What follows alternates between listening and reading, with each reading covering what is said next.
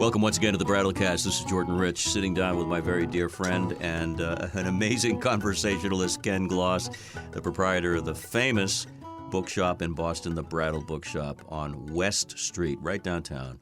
And we've talked about all kinds of things, rare books and manuscripts and so forth.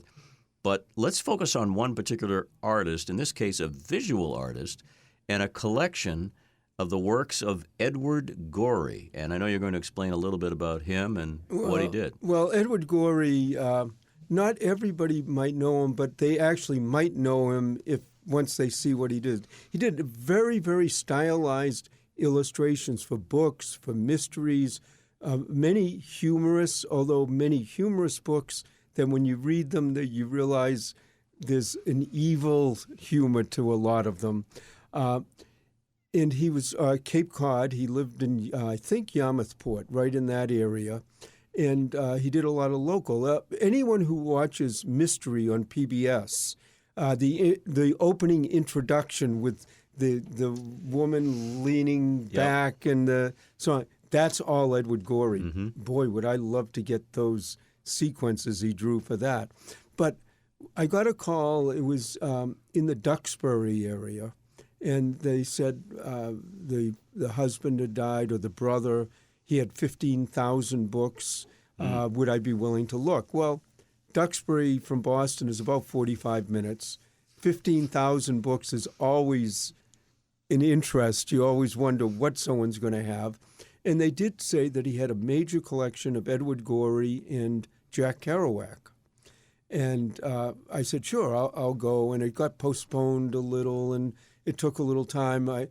Actually, what I found out was happening, they had to clear paths so you could actually get to see the bookshelves. Oh, boy. It was a big house in that area. It was a little bit run down. Sort of a hoarder situation, or not? Well, it was a hoarder in the sense that, yes, things were piled up and so on, but it wasn't random, and it actually was decent quality. A lot of times when you get to hoarders, it's like every piece of thing that you can imagine. But, yeah, to a degree. It was a challenging. But what really, when I went there with the store manager, we looked, and I was really excited about the Gorey. And we went up to an upstairs bedroom, and there was Gorey things all over the place. There was a closet. They opened the door, and there were boxes of all sorts of knickknacks and things. He did mugs. I have a mug here. Oh, let me see. I didn't even think about that. I thought you were just bringing your coffee mug to town. No, he did Edward Gorey House. Wow, that's cool. That is really cool. So there were people who visited. There was a bookstore in New York called the Gotham Bookstore that used to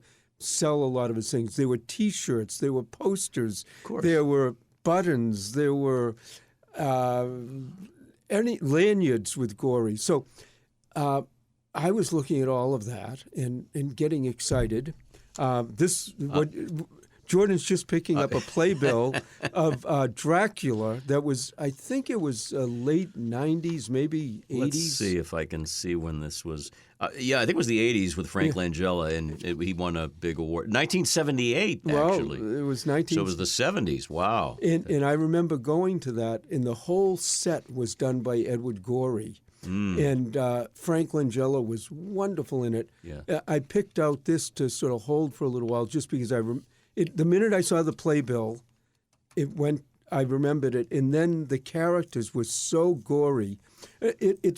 And that's, I guess. It's a pun, but it's a pun, but it's true. If someone didn't know who did this and they knew the work of Edward Gorey, you'd look at it and say, that's Edward Gorey. Well, he's very remindful of the work of Charles Adams, I think, to a certain extent. Yeah, his characters they're a little spooky, they're a little off, and their eyes are dark and all that kind of. And that's the idea of a lot of it.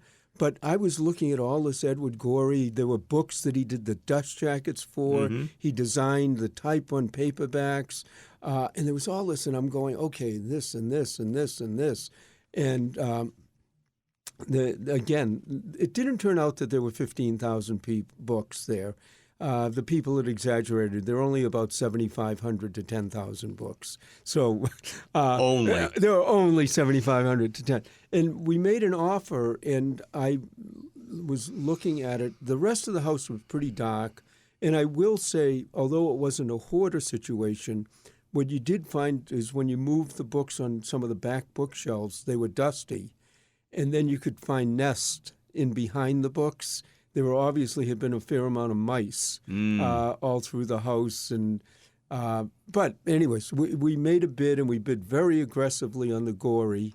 And a lot of the other we sort of saw and didn't see, but I knew they said a huge collection of Jack Kerouac, but there was actually only 2 shelves, so I was a little disappointed.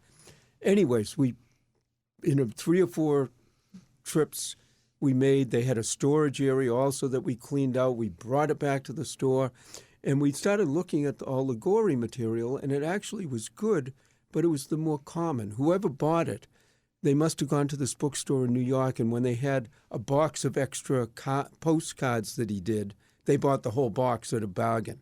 And we were realizing that almost everything he bought was the bargain level. Well, we said we can't price those that high, $5, $10. But because I had spent so much time looking at the Gorey, I sort of over-evaluated the Gorey a little. I got a little overexcited when I was looking at it and saying, this is...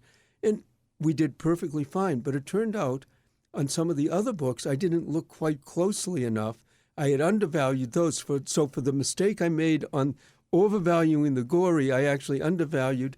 And there was a lot of literature that was sort of Japanese literature, obscure English and American authors that our customers have been grabbing as fast as they can grab. People that I've never heard of.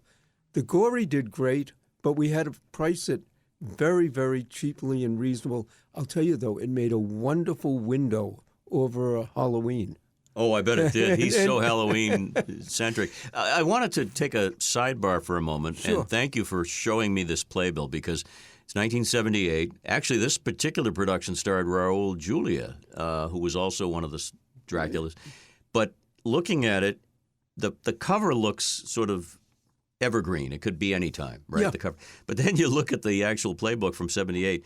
On the back, you have an ad, a huge full-page cigarette ad for Territon cigarettes. And it's just so cool. It's like the magazines you bring in, Ken, from Life and Time and so forth. The ads and the pictures. And here's one with John Travolta, 1976, in a production of Bus Stop. Just a picture of John Travolta looking very, very young and demure. Anyway, it's great stuff. It's really fun. Well, one of the things, again, I'll go off on a little bit of a tangent. That's okay. But we had an employee back at around that time, and we had a lot of customers who came in from WBCN radio at the time. Mm-hmm. And he worked for us. He was selling books, and he actually wanted to get into the radio business. He met a couple of the people at WBCN. They said, why don't you come over? And when he left us, he went to work at WBCN. Then he ended up owning about 8 or 10 radio stations.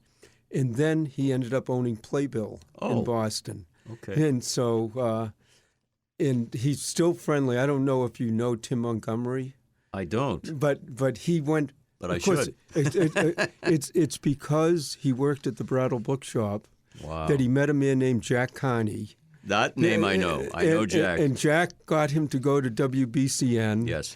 He went to BCN, became a manager, and like I said, bought some radio stations and then bought Playbill. So it's what I find fascinating about the work I do is you can start off thinking about Edward Gorey. You can go to obscure literature, move things out of houses that are so dusty and filled with nests, and then you bring it into the store and you pull out a playbill, and next thing you know, you're talking about Boston history, theater, and employees who went on to be successful because they worked at the Brattle Bookshop. I have one more key question about the recent, Gorey find and what you did in that particular house.